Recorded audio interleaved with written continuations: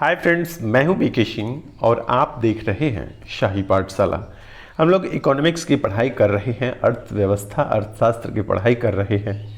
और पिछले दिनों हम लोगों ने नेशनल इनकम पढ़ाई करने से पहले जो इम्पोर्टेंट तथ्य, जो महत्वपूर्ण तथ्य है, उसकी पढ़ाई हम लोगों ने किया था। और मूल रूप से मैं फिर से कहूँगा कि यदि आपको जीडीपी, जीएनपी और एनएनपी की समझ नहीं हो पाई है तो एक बार फिर से पिछले वीडियो को आप जाकर देखें, बारीकी से देखें और उसको समझने का प्रयास कीजिए। वीडियो को रोक रोक कर देखिए।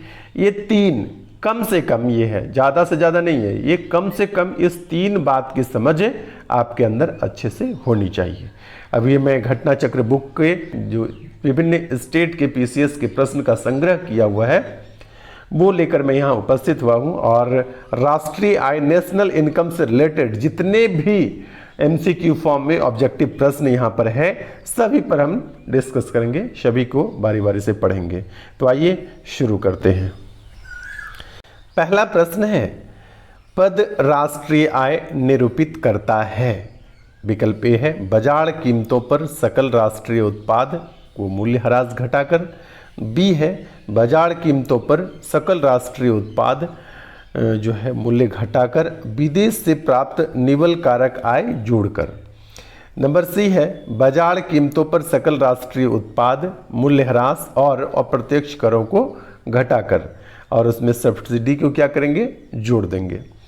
विकल्प डी कहता है बाजार कीमतों पर सकल राष्ट्रीय उत्पाद विदेश से प्राप्त निवल कारक आय को घटाकर। तो यहाँ पर यदि आप पिछले दिनों ध्यान दिए होंगे तो ये आपको स्पष्ट है कि बाजार कीमतों पर सकल राष्ट्रीय उत्पाद जो होता है उसमें मूल्यह्रास और अप्रत्यक्ष कर को दोनों को घटा करके सब्सिडी जब जोड़ते हैं तो राष्ट्रीय आय, नेशनल इनकम प्राप्त होता है। मैं एक बार फिर से आपसे रिक्वेस्ट करना चाहता हूँ कि यदि आपको जीडीपी, जीएनपी, एनएनपी की समझ अच्छी तरह नहीं हो पाई है तो कल वाला वीडियो आप जाकर जरूर देखें। वहाँ पर इन तीन बातों की समझ आपके अंदर अच्छे से हो जानी चाहिए, तब इसको आप बहुत अच्छे से टैकल कर पाएंगे, समझ पाएंगे। ठीक है, अब आइए दूसरे प्रश्न पर चलते हैं। तो दूसरा प्रश्न है राष्ट्रीय आय।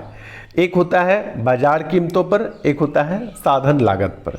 ठीक है, ए नंबर विकल्प है बाजार मूल्य पर निवल राष्ट्रीय उत्पाद, साधन लागत पर निवल राष्ट्रीय उत्पाद, और सी है बाजार मूल्य पर निवल देशीय उत्पाद, और डी है साधन लागत पर निवल देशीय उत्पाद। तो यहाँ पर भी मैं फिर से वही बात कहूँगा कि पिछले दिन वीडियो यदि आप देखे होंगे तो ये बताने की, उत्तर लेने की कहीं कोई ज़रूरत ही नहीं है। साधन लागत पर निवल राष्ट्रीय उत्पाद जो होता है उसी को राष्ट्रीय आय बोलते हैं। इसको इस तरह से लिख सकते हैं आप, NNPFC। ठीक है, एफसी का मतलब साधन लागत है और निवल राष्ट्रीय उत्पाद जो है नेशनल प्रोडक्ट है। एनएनपीएफसी को ही क्या बोलते हैं, राष्ट्रीय आय बोलते हैं, नेशनल इनकम बोलते हैं। यही इसको हिंदी में लिखा हुआ है, एनएनपीएफसी को ही यहाँ पर साधन लागत पर निवल राष्ट्रीय उत्पाद लिखा हुआ है। ठीक है, अब आइए तीसरे प्रश्न की ओर चलते हैं। तीसरा प्रश्न कहता है कुल राष्ट्रीय उत्पाद एनएनपी एवं सकल राष्ट्रीय उत्पाद जीएनपी, ये दोनों क्या है? तो दोनों अलग अलग चीज है, ये बात तो आप समझिए। ठीक है, विकल्प देखते हैं। विकल्प ए कहता है कि राष्ट्रीय उत्पाद का मूल्य मापन है, तो ये बात भी सही है।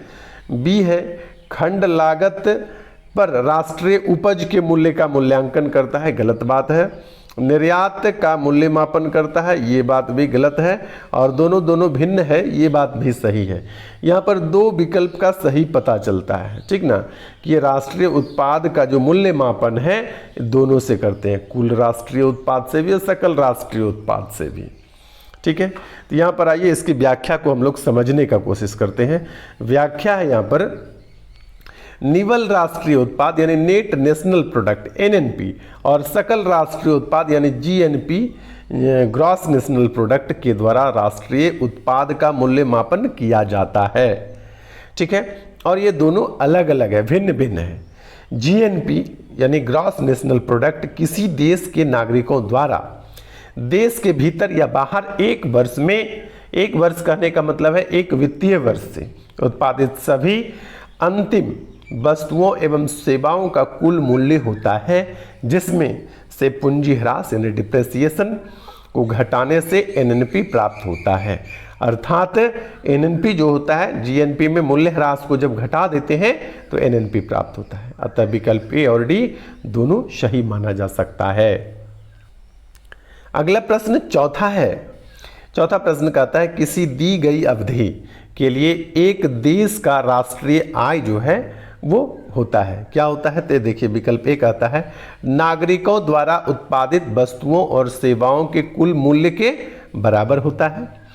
बी कहता है कुल उपभोग और निवेश व्यय के योग के बराबर होगी। सी कहता है सभी व्यक्तियों की वैयक्तिक आय के योग के बराबर होगी। और विकल्प डी कहता है उत्पादित अंतिम वस्तुओं और सेवाओं के मौद्रिक मूल्य के बराबर होगा।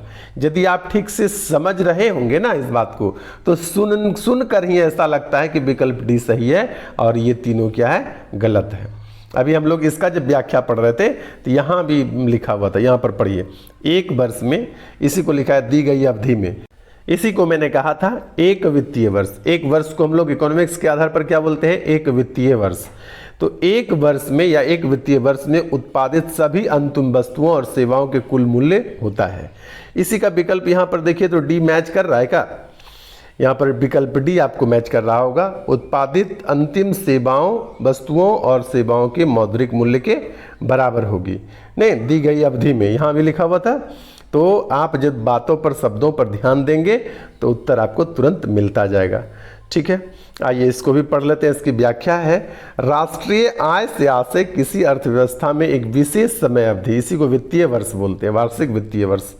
साधारणतया एक वर्ष में देश के नागरिकों द्वारा उत्पादित समस्त अंतिम वस्तुओं और सेवाओं के कुल मौद्रिक मूल्य से होता है। भारत में राष्ट्रीय आय की गणना केंद्रीय सांख्यिकी एवं कार्यक्रम क्रियान्वयन मंत्रालय के तहत केंद्रीय सांख्यिकी संगठन द्वारा किया जाता है। आइए पांचवें प्रश्न पर ध्यान दें।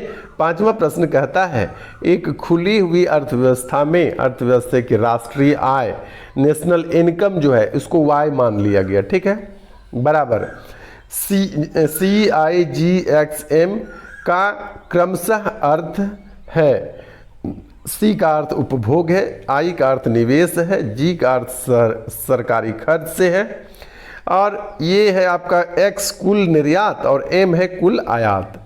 तो देखिए ये तीनों जो है ना, ये तीनों देश का है।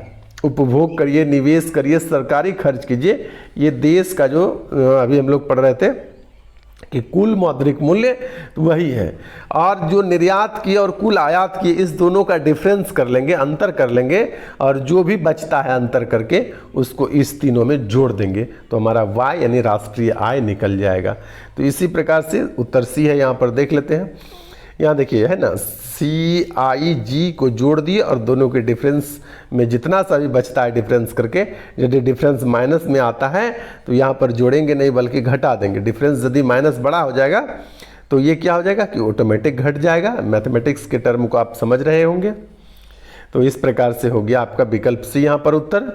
आइए अगला प्रश्न छठा पर देख लेते हैं। छठा हमारा क्या कहता है? छठा प्रश्न कहता है कि यदि एक दी गई समयावधि में कीमतें और मौद्रिक आय दोनों दोगुनी हो जाए। कितना साधारण बात है ना, सिर्फ इकोनॉमिक्स का जो भाषा है ना ये थोड़ा समझना है आपको। बोल रहा है कि कीमत भी, कोई वस्तु का कीमत भी बढ़ गया और आपका जो इनकम है ना ये भी बढ़ गया, दोनों दुगुना हो गया। मान लिया कि आप एक महीना में 50 रुपया कमाते हैं और एक वस्तु आप 5 रुपया में पहले खरीदते थे, तो ये अभी दुगुना हो गया और ये भी दुगुना हो गया। ठीक है, तो आप उसी वस्तु को आप 10 रुपया में खरीद रहे हैं और आपका हो गया इधर 100 रुपया। तो इस प्रकार से जितना भी आप पहले खर्च करते थे और अब जो खर्च कर रहे हैं, आपको लग रहा होगा कि ये देखिए इधर भी दुगुना हो गया, इधर भी दुगुना हो गया, तो आपको लग रहा है कि अब 90 रुपया बच रहा है और पहले 45 रुपया बच रहा था। अब देखिए ये भी ना आपको दुगुना करना पड़ जाएगा। तो क्या हो गया कि कोई चेंजेज नहीं होता है। आप समझिए कि यदि कीमतें भी दुगुना हो जाए और आपका आय भी दुगुना हो जाए तो आपका वास्तविक आय पर कोई अंतर नहीं पड़ना है। वास्तविक आय क्या होगा? अपरिवर्तित रहेगा। ठीक है, इस बात को आप समझ गए होंगे। यहाँ पर सिर्फ इकोनॉमिक्स की जो भाषा है लिखा हुआ है कि दी हुई समयावधि में कीमतें, और आय नहीं लिखा है, मौद्रिक आय लिखा हुआ है, दोगुनी हो जाए। तब मौद्रिक आय को लग रहा होगा कि मौद्रिक आय क्या होता है, कुछ नहीं होता है। आय का मतलब आपका इनकम, और कीमत का मतलब जो बाजार से वस्तु खरीद के लाते हैं वो, सब दुगुना हो गया है। तो आपका जो वास्तविक आय है वो अपरिवर्तित रहेगा। जैसे मान लीजिए आपको लगेगा कि मेरे जेब में पैसे अधिक बच गए, तो उसको जो खर्च कीजिएगा ना, तो उतना ही सामान खरीद कर लाइएगा जितना आप पहले खरीद रहे होंगे। समझ गए? यानी जो वास्तविक आय है वह भी अपरिवर्तित रहा। इसकी व्याख्या में यहाँ पर लिखा हुआ है, एक दी हुई समय अवधि में कीमतें और मौद्रिक आय दोनों दुगुनी होने पर वास्तविक आय अपरिवर्तित रहेगी, क्योंकि बढ़ी हुई कीमतें बढ़ी हुई मौद्रिक आय को प्रतिसंतुलित कर देंगी। इससे वास्तविक आय पर कोई प्रभाव नहीं पड़ेगा।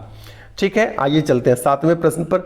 हम लोग शुरू में है इसलिए कुछ ज़्यादा समय लग रहा है, इसका कुछ ज़्यादा व्याख्या देख रहे हैं। जैसे जैसे आगे बढ़ेंगे वैसे वैसे क्या होगा कि हम लोग तेज़ी से बढ़ते चले जाएंगे। शुरू में यदि कुछ बातों आप समझ लेते हैं तो निश्चित रूप से आगे समझना आपके लिए आसान हो जाएगा।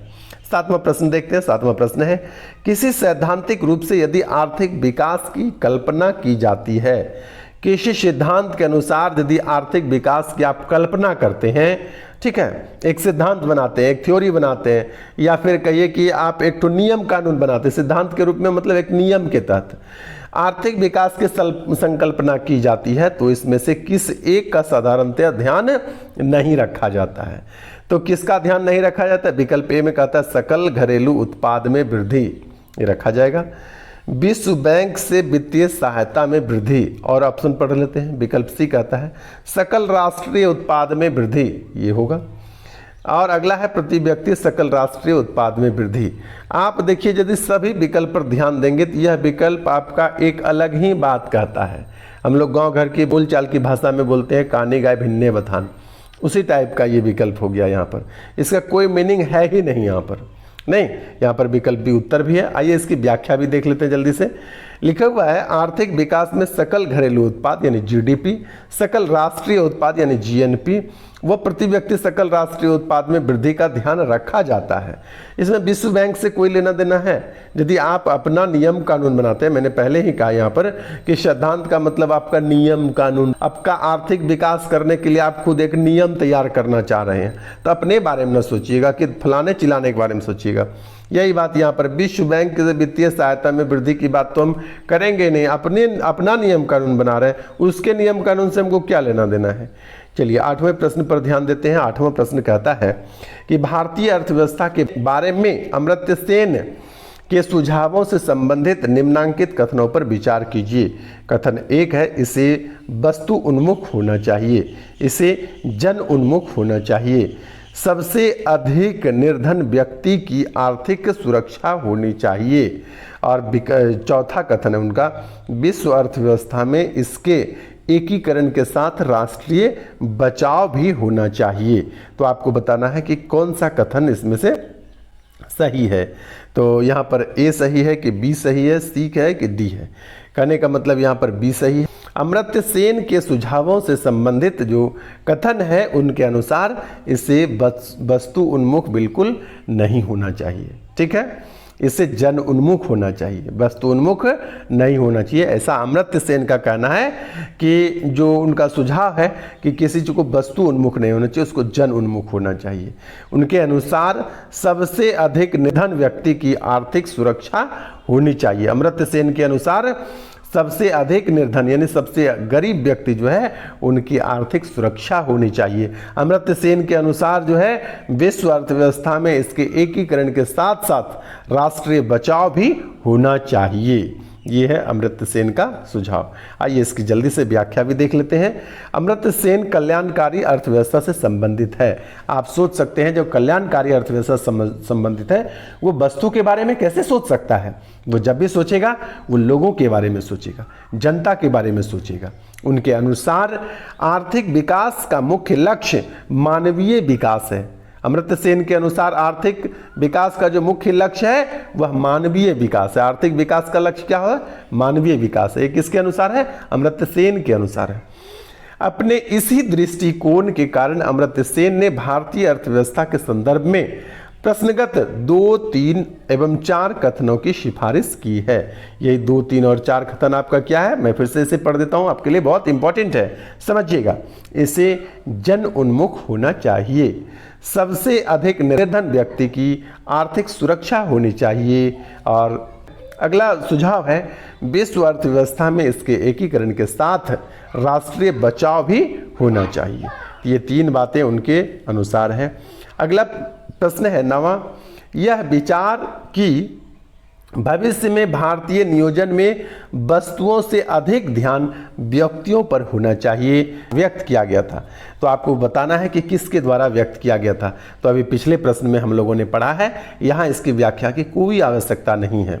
अमर्त्य सेन ने ये कहा था कि भविष्य में भारतीय नियोजन में वस्तुओं से अधिक ध्यान व्यक्तियों पर देना चाहिए, अमर्त्य सेन ने कहा था।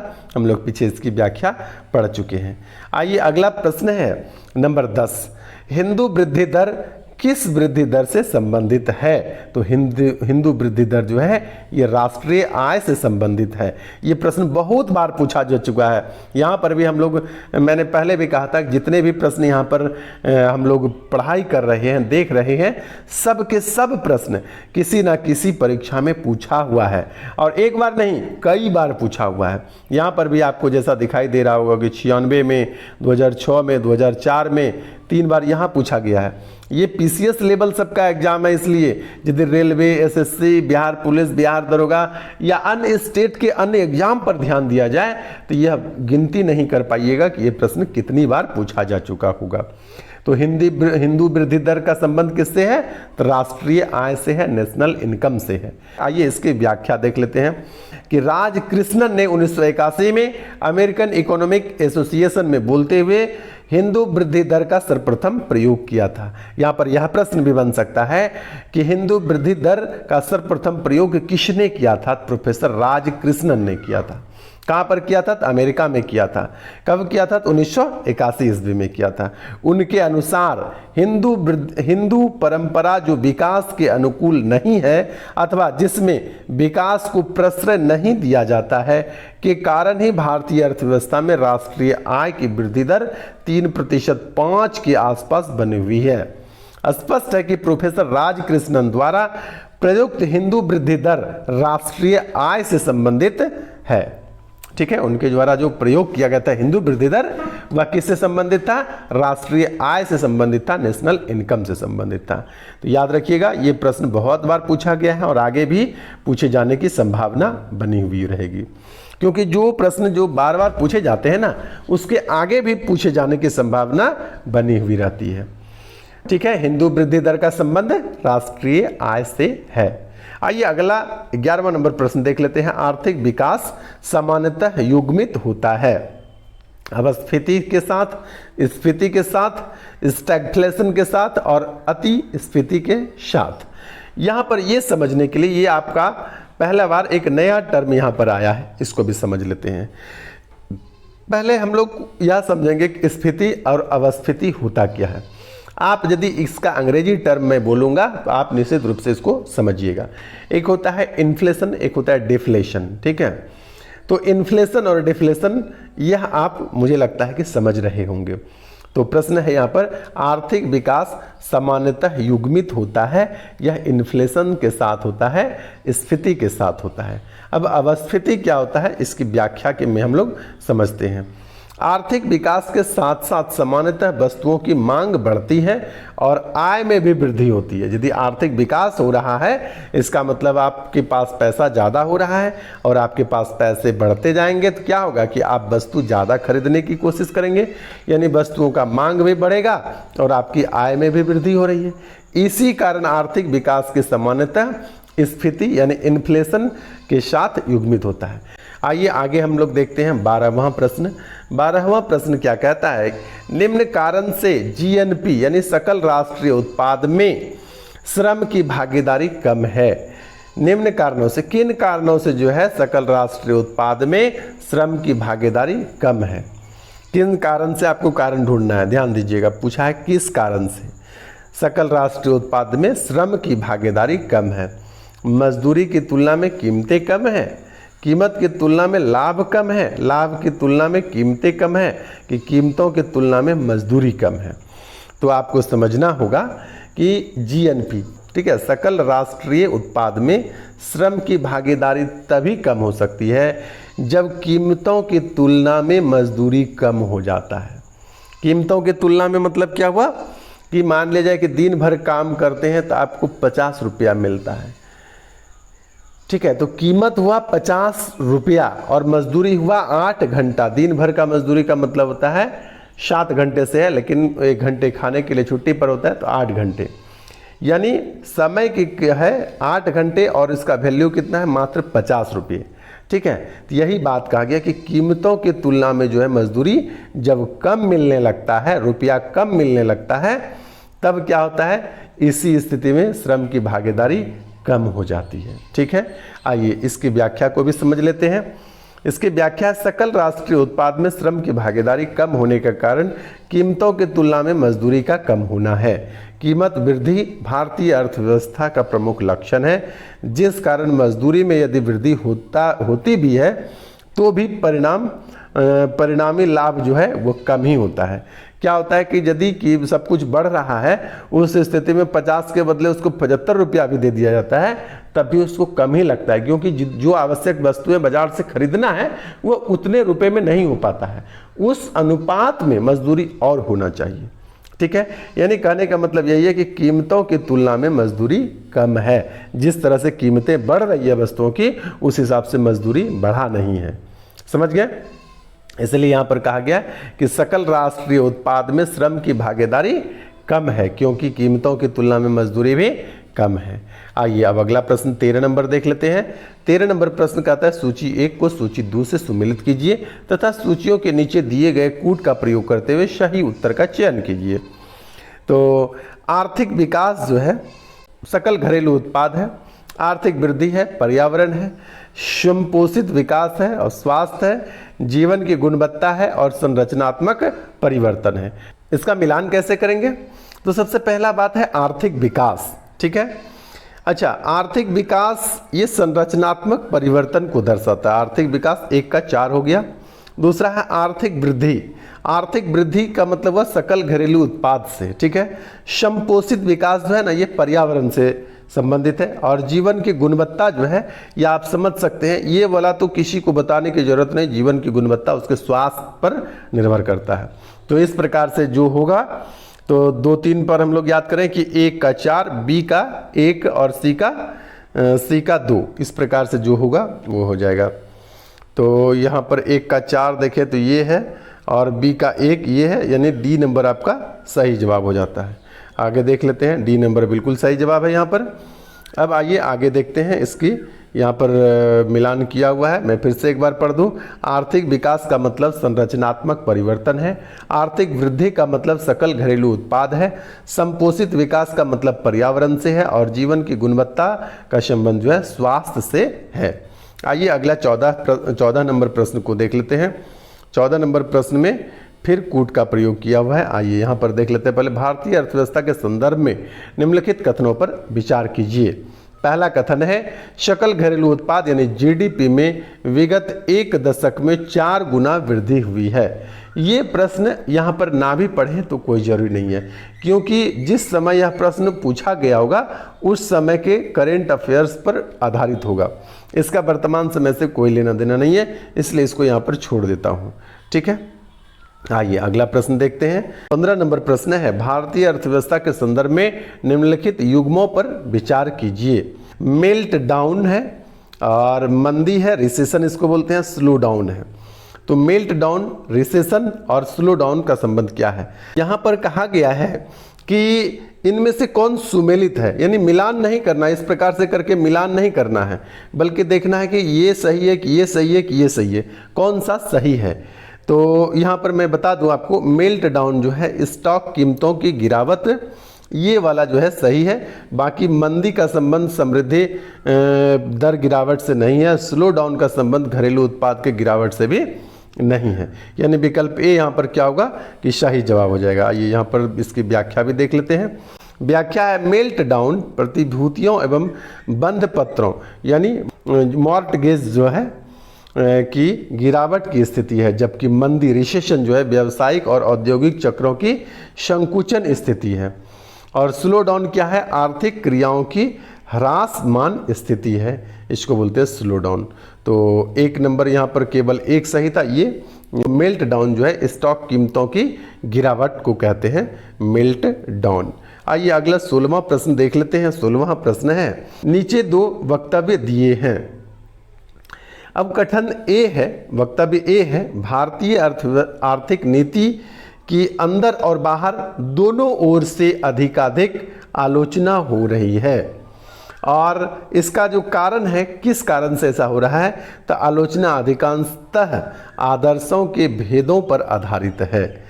नीचे दिए गए कूट में से सही उत्तर का चयन कीजिए। चारों में से आपको बताना है कि ए आर दोनों सही है और दोनों इस एक दूसरे का स्पष्टीकरण है।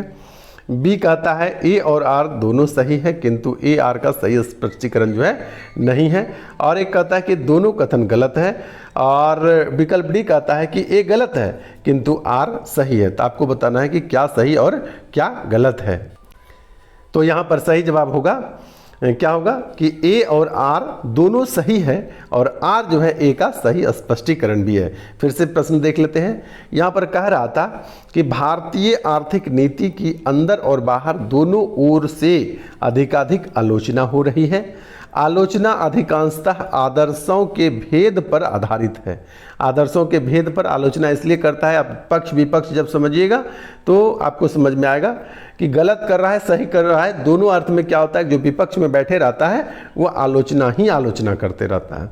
नीचे दिए गए कूट का उत्तर समझ गए कि आप कि दोनों कथन सही है और दोनों क्या है, जो ए है उसका आर का सही स्पष्टीकरण भी करता है। आइए अगला 17वां प्रश्न देख लेते हैं। 17 नंबर प्रश्न है यहाँ पर, 1991 में नई आर्थिक नीति में अपनाई गई मुख्य रणनीति थी। जब 1991 में विश्वव्यापी आर्थिक मंदी आ रही थी तो मैंने इस पर पिछले वीडियो में चर्चा किया था। उस समय वित्त मंत्री मनमोहन सिंह हुआ करते थे और उनके समय में ही क्या हुआ कि उदारीकरण और वैश्वीकरण, निजीकरण सभी का दौर आया और इसको एलपीजी बोलते हैं, लिबरलाइजेशन, पोलराइजेशन और ग्लोबलाइजेशन। तो एलपीजी को अपनाया था भारत ने उसी टाइम में। तो यही प्रश्न यहाँ पर है जो मैंने पिछले वीडियो में इसकी चर्चा किया था। तो 1991 में नई आर्थिक नीति में अपनाई गई मुख्य रणनीति क्या थी, तो एलपीजी को अपनाया था भारत ने। एलपीजी, अच्छा एलपीजी, एल आगे कर देता हूँ मैं, इसको पी बना देता हूँ।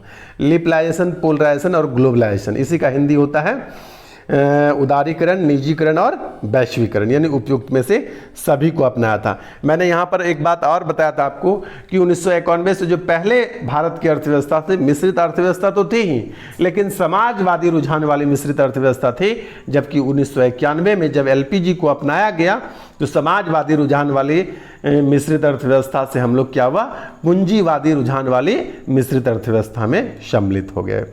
ठीक है, आइए उसके बाद 18वां नंबर प्रश्न है, 18 है, भारत में आर्थिक उदारीकरण यानी इकोनॉमिक लिबरलाइजेशन शुरू हुआ। तो ए नंबर विकल्प है औद्योगिक लाइसेंस नीति में वास्तविक बदलाव के साथ। बी है भारतीय रुपये की परिवर्तनशीलता के साथ। विकल्प सी कहता है प्रत्यक्ष विदेशी पूंजी निवेश में कार्यान्वित और औपचारिकताएं दूर करने के साथ। और विकल्प डी है कर दरों में महत्वपूर्ण कटौती के साथ। तो आप जानते हैं कि ये क्या हुआ, औद्योगिक लाइसेंस नीति में वास्तविक बदलाव के साथ। ग्लोबलाइजेशन क्या हुआ कि पहले जो औद्योगिक लाइसेंस की नीति थी वह देश के अंदर ही अंदर थी, उसका ग्लोबलाइजेशन नहीं किया गया था। इसकी व्याख्या से हम लोग स्पष्ट समझ जाएंगे। जून 1991 में नरसिम्हा राव सरकार के सत्ता ग्रहण करने के पश्चात अपनाई गई नई आर्थिक नीति के तहत उदारीकरण आरंभ हुआ। 24 जुलाई 1991 को ये हुआ था। 24 जुलाई 1991 को नई औद्योगिक नीति की घोषणा हुई। इस नीति में 18 प्रमुख उद्योगों को छोड़कर अन्य सभी उद्योगों को लाइसेंस से मुक्त कर दिया गया। तो ये आपके लिए महत्वपूर्ण बात है। अब आइए अगला प्रश्न है यहाँ पर, हाँ पूरा प्रश्न अब दिख रहा है।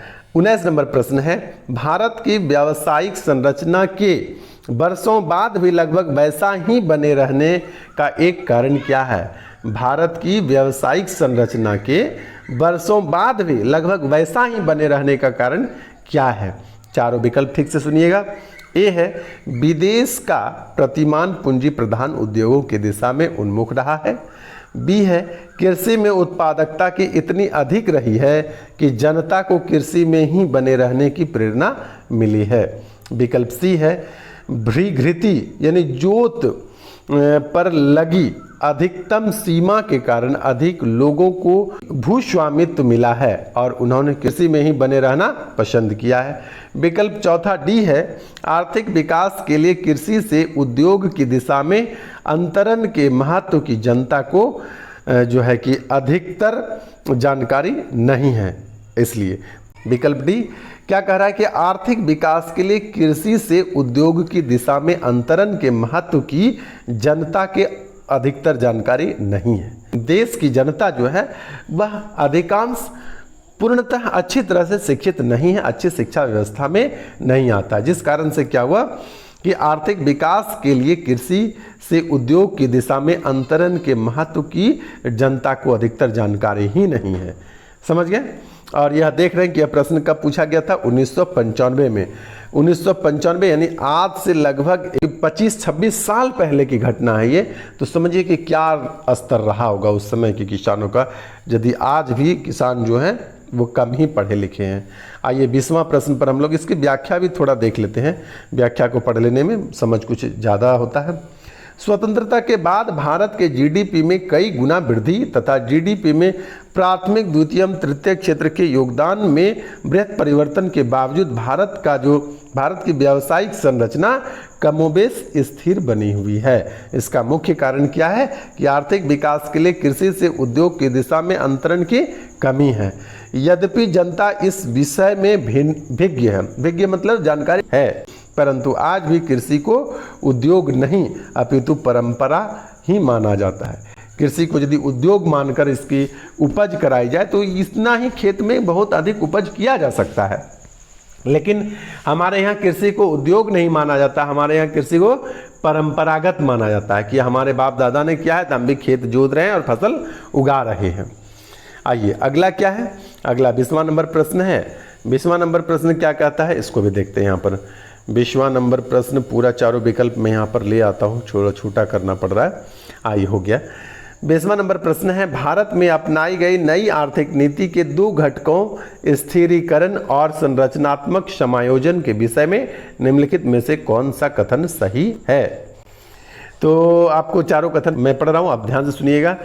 स्थिरीकरण क्रमिक बहुपद प्रक्रम है, जबकि संरचनात्मक समायोजन त्वरित अनुकूलन प्रक्रम है। विकल्प बी कहता है संरचनात्मक समायोजन क्रमिक बहुपद प्रक्रम है, जबकि स्थिरीकरण त्वरित अनुकूल प्रक्रम है। विकल्प सी कहता है स्थिरीकरण और संरचनात्मक समायोजन बहुत समान है और अनुपूरक नीतियां हैं, उनमें से एक को दूसरे से पृथक करना कठिन है। और आपका चौथा विकल्प थोड़ा सा और ऊपर करना होगा, ये सुनिए।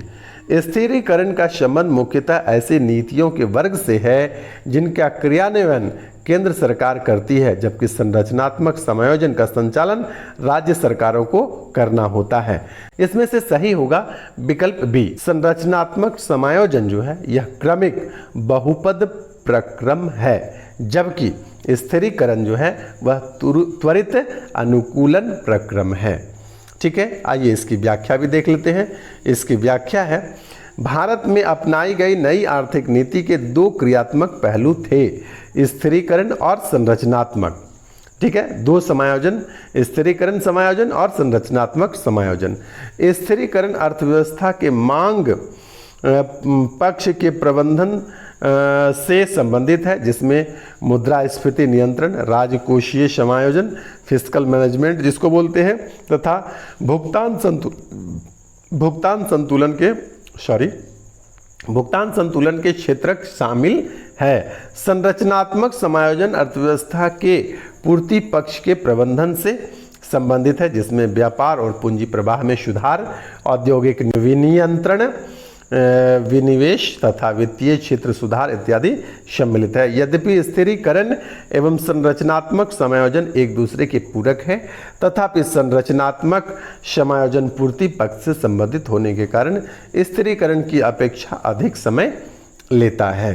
ठीक है, और आइए अब अगला प्रश्न 21 है। 21 कहता है भारतीय अर्थव्यवस्था के उदारीकरण का जो अग्रदूत है वह किसको कहा जाता है? तो भारतीय अर्थव्यवस्था में उदारीकरण का अग्रदूत पीछे ही हम लोग इसका डिस्कस कर चुके हैं, डॉक्टर मनमोहन सिंह को कहते हैं। मैंने कहा था 1991 में जब एलपीजी लागू किया गया था तो उसमें वित्त मंत्री कौन थे? मनमोहन सिंह थे। और भारतीय अर्थव्यवस्था में जो उदारीकरण लाया गया इसके अग्रदूत मनमोहन सिंह को कहा जाता है। इसकी व्याख्या को देख लेते हैं। भारतीय अर्थव्यवस्था में उदारीकरण वर्ष 1991 में माना जाता है। उस समय डॉक्टर मनमोहन सिंह भारत के वित्त मंत्री थे, परिणामतः उन्हें ही भारतीय अर्थव्यवस्था के उदारीकरण का अग्रदूत कहा जाता है। अब आइए अगला 22वां नंबर प्रश्न को देख लेते हैं। किसी देश की आर्थिक वृद्धि की सर्वाधिक उपयुक्त माप क्या है? तो प्रति व्यक्ति उत्पाद जो है इसका होता है उपयुक्त माप। याद रखिएगा, प्रति व्यक्ति आय भी आपको कहीं कहीं मिल जाएगा, तो यही आप समझेंगे। प्रति व्यक्ति आय भी लिखा हुआ रहेगा तो वो भी आप समझ लेंगे। किसी देश की आर्थिक वृद्धि का सर्वाधिक उपयुक्त माप क्या है? प्रति व्यक्ति आय या प्रति व्यक्ति उत्पाद। इसका व्याख्या तुरंत पढ़ लेते हैं। किसी देश की आर्थिक समृद्धि की सर्वाधिक उपयुक्त माप प्रति व्यक्ति उत्पाद, प्रति व्यक्ति वास्तविक राष्ट्रीय आय होती है, क्योंकि यह राष्ट्रीय आय की प्रति व्यक्ति उपलब्धता को दर्शाता है। क्वेश्चन नंबर 23 कहता है किसी देश की आर्थिक समृद्धि का सबसे उपयुक्त मापदंड क्या है? तो फिर से वही प्रश्न आ गया, प्रति व्यक्ति वास्तविक आय। इसकी व्याख्या पढ़ना, व्याख्या है भी नहीं। आइए क्वेश्चन नंबर 24 है किसी देश की जीवन स्तर प्रतिबिंबित होता है प्रति व्यक्ति आय से। ये भी पिछला प्रश्न ही हो गया, इसमें नया कुछ नहीं है। आइए 25वां नंबर प्रश्न है वर्तमान मूल्यों करेंट प्राइसेस पर प्रति व्यक्ति आय की वृद्धि दर स्थिर मूल्यों पर प्रति व्यक्ति आय की वृद्धि दर से अपेक्षाकृत अधिक है, क्योंकि स्थिर मूल्यों पर प्रति व्यक्ति आय की वृद्धि दर जो है वह ध्यान रखता है। तो मुद्रास्फीति की वृद्धि दर ये ध्यान में रखता है। इसको थोड़ा सा हम लोग समझेंगे, समय कम लगे इसलिए हम लोग इसकी व्याख्या से ही समझ लेते हैं। वर्तमान मूल्यों पर प्रति व्यक्ति आय में मुद्रास्फीति की वृद्धि दर को घटाने पर स्थिर मूल्यों पर प्रति व्यक्ति आय प्राप्त होती है। इस बात को फिर से सुनिए कि वर्तमान मूल्यों पर प्रति व्यक्ति आय में मुद्रास्फीति की दर को घटाने पर स्थिर मूल्यों पर प्रति व्यक्ति आय प्राप्त होती है। अतः स्पष्ट है कि वर्तमान मूल्यों पर प्रति व्यक्ति आय की वृद्धि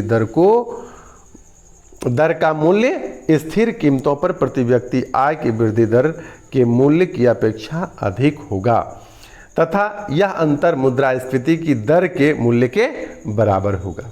समझ गए? इसको नहीं समझ पाए तो वीडियो को पॉज करके इसको एक दो बार पढ़कर समझने का कोशिश कीजिए, आप समझ जाइएगा। आइए अब 26 नंबर क्वेश्चन पर आते हैं। 26 नंबर कहता है 1867-68 में भारत में प्रति व्यक्ति आय 20 रुपये थी। यह सर्वप्रथम निश्चित किया। किसने किया था? तो सबसे पहले जो भारत में प्रति व्यक्ति आय के बारे में आकलन किया था वो दादा भाई नौरोजी ने किया था 1867-68 में। तो ये भी आपसे बहुत बार पूछा जा चुका है प्रश्न, ठीक है, कि प्रति व्यक्ति आय का जो आकलन है या भारत में जो आय का आकलन है सर्वप्रथम किसने किया था? तो दादा भाई नौरोजी ने। दादा भाई नौरोजी को भारत का वयोवृद्ध पुरुष भी कहा जाता है। इसकी व्याख्या एक लाइन में तुरंत पढ़ लेते हैं। सर्वप्रथम दादा भाई नौरोजी ने राष्ट्रीय आय का आकलन करते हुए 1867-68 में भारत में प्रति व्यक्ति आय 20 रुपया होने का आकलन किया था। उसके बाद अगला प्रश्न है भारत का राष्ट्रीय आय का प्रथम मापन किसने किया था? तो वही प्रश्न हो गया दादा भाई नौरोजी ने। और अगला प्रश्न हो जाता है क्वेश्चन नंबर 28 भारत में सर्वप्रथम राष्ट्रीय आय किसने आकलन किया था? फिर से वही प्रश्न हो गया दादा भाई नौरोजी ने।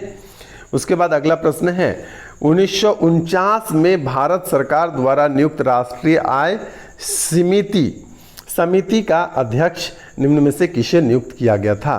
तो ये नियुक्त किया गया था पीसी महालनोबिस को? यह प्रश्न भी हम लोग पीछे पढ़ चुके हैं, इसके बारे में भी पीछे यदि आप शुरू में वीडियो देखिएगा, पिछले दिनों का वीडियो, तो वहाँ पर आपको ये दिया हुआ है पीसी महालनोबिस के बारे में।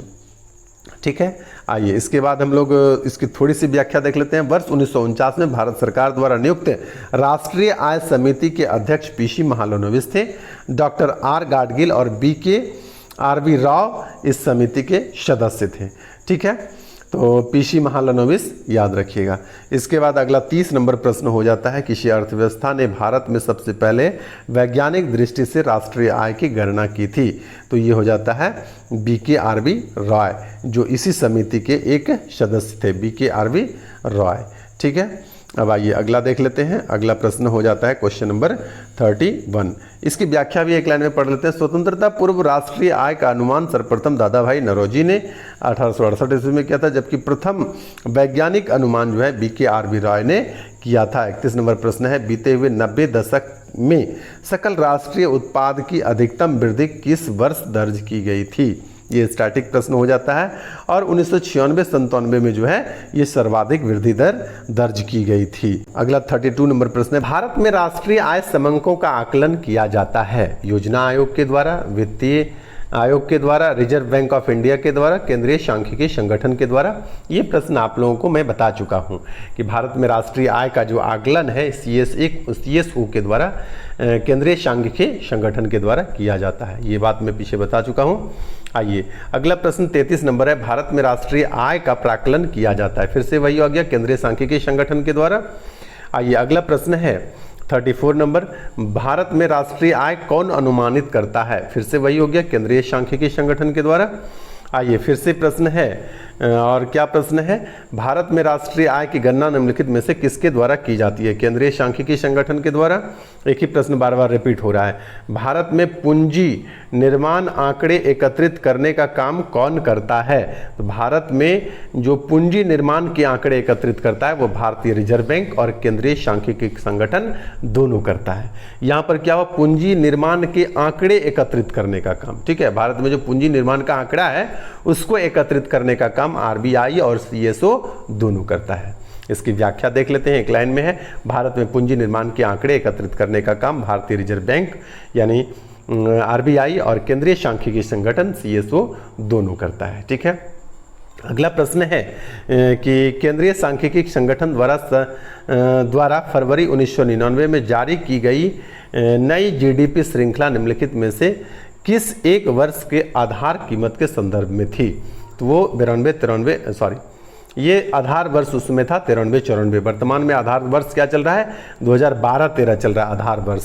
कुछ आधार वर्ष होता है इकोनॉमिक्स के टर्म में, वर्तमान में 12-13 नहीं, सॉरी यहाँ पर देखिए 11-12 है, थोड़ा मिस्टेक हो गया। वर्तमान में राष्ट्रीय आय का अनुमान हेतु आधार वर्ष जो है वह 2011-12 माना जाता है। ठीक है, आइए उसके बाद भारत में हाल ही में राष्ट्रीय आय के माप में क्या बड़ा परिवर्तन किया गया है? तो आधार वर्ष व गणना विधि दोनों बदलाव किया गया है। तो ये जो है आपके लिए नया डाटा भी काम करेगा। ठीक है, आधार वर्ष की गणना विधि दोनों में बदलाव किया गया है, और इसको देख लेते हैं क्या बदलाव किया गया है, यहाँ से पता चलेगा। अब राष्ट्रीय आय के मापन 4-5 के बजाय 2011-12 को आधार वर्ष माना गया है। साथ ही GDP के स्थान पर GVA ग्रॉस वैल्यू एडेड की गणना की जाने लगी है, अतः आधार वर्ष एवं गणना विधि दोनों बदलाव किया गया है। आइए उसके बाद अगला प्रश्न है यहाँ पर, नई GDP आंकड़ों में आधार वर्ष 4-5 के स्थान पर 11-12 किया गया है, हम लोग पढ़ चुके हैं। आइए अगला प्रश्न है, इस समय 2015 से भारत के राष्ट्रीय आय के अनुमान हेतु निम्नलिखित में से कौन सा जो है आधार वर्ष के रूप में प्रयुक्त किया जाता है? तो 11-12, पिछला प्रश्न ही रिपीट हो रहा है। उसके बाद अगला प्रश्न है 41 नंबर, भारत में स्थिर मूल्यों पर सकल घरेलू उत्पाद के प्राकलन के लिए वर्तमान में आधार वर्ष क्या है? तो ये 2009 का प्रश्न है, इसलिए 4-5 इसका उत्तर हो सकता है। ये 1999-2000 है, लेकिन वर्तमान में आधार वर्ष आप लोग पढ़ रहे हैं 2011 और 12 चल रहा है। ठीक है, ये पुराना डाटा से आपको कोई लेना देना नहीं है। आइए अगला प्रश्न है, भारत में राष्ट्रीय आय के मापन के लिए कौन सही आधार वर्ष है? तो ये भी पुराना डाटा है, आपको 2011-12 ये याद रखिएगा। आइए उसके बाद अगला प्रश्न है 43 नंबर, भारत का आर्थिक सर्वेक्षण प्रत्येक वर्ष सरकारी तौर पर प्रकाशित किया जाता है।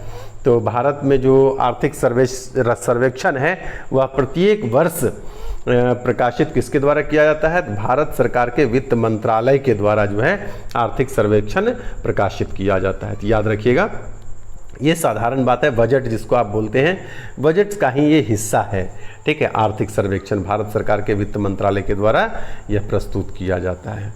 उसके बाद यहाँ पर इसको व्याख्या देख लेते हैं। भारत के आर्थिक सर्वेक्षण का प्रत्येक वर्ष सरकारी तौर पर प्रकाशन भारत सरकार के वित्त मंत्रालय के आर्थिक विभाग द्वारा किया जाता है। आर्थिक सर्वेक्षण में अर्थव्यवस्था की नीतिगत समीक्षा प्रस्तुत की जाती है। इसमें पिछले वित्तीय वर्ष में अर्थव्यवस्था के प्रदर्शन से संबंधित तथ्य एवं आंकड़े भी संग्रहित होते हैं।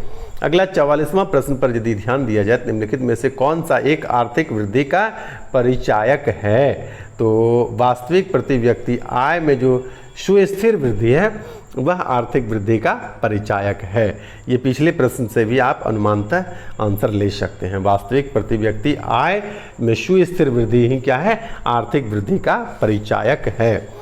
अब आइए अगला 44वां के बाद 45, इसकी व्याख्या भी देख लेते हैं। आर्थिक समृद्धि से अभिप्राय किसी समयावधि में किसी अर्थव्यवस्था में होने वाली वास्तविक आय में वृद्धि से है।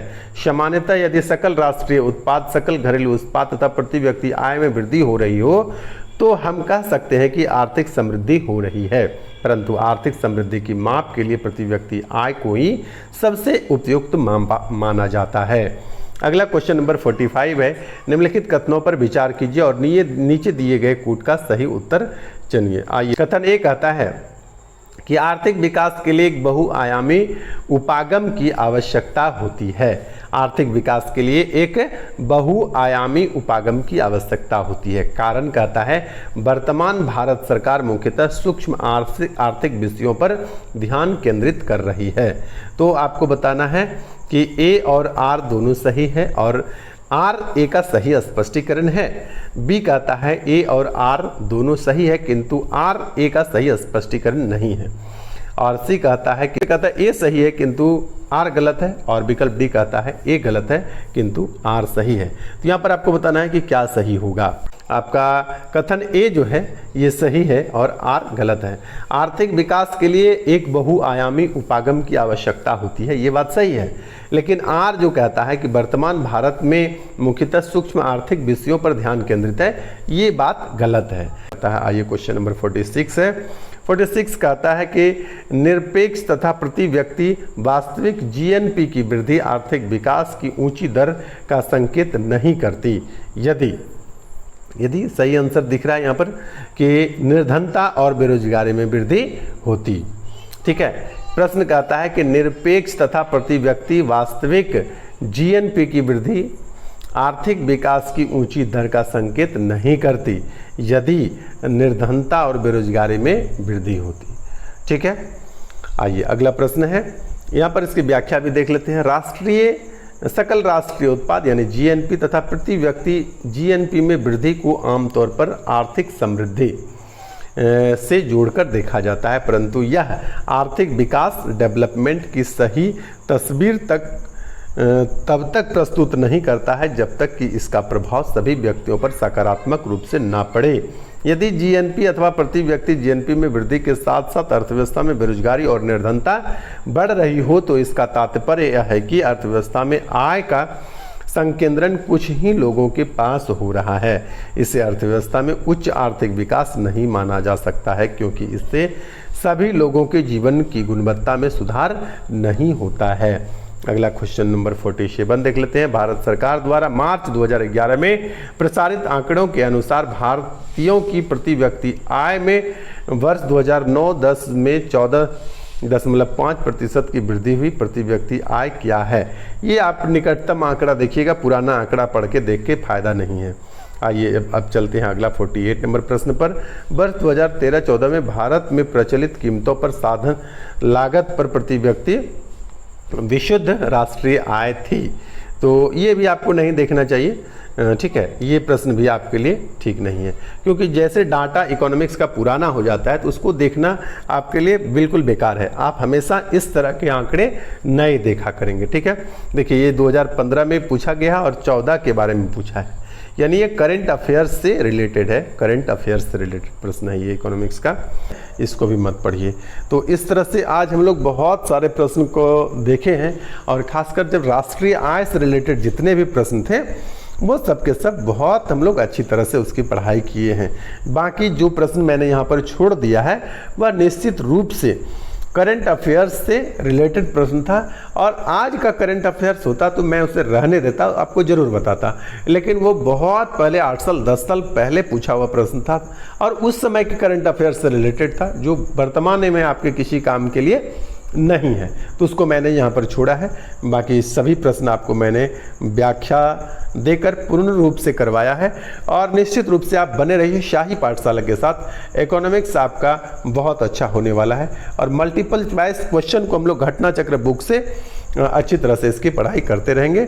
यदि अब तक हमारे चैनल को आप सब्सक्राइब नहीं किए हैं तो निश्चित रूप से आप हमारे चैनल को सब्सक्राइब कर दीजिए और बेल आइकन का घंटा बजा दीजिए, ताकि जब भी मैं वीडियो अपलोड करूं सबसे पहले आप तक पहुंचे।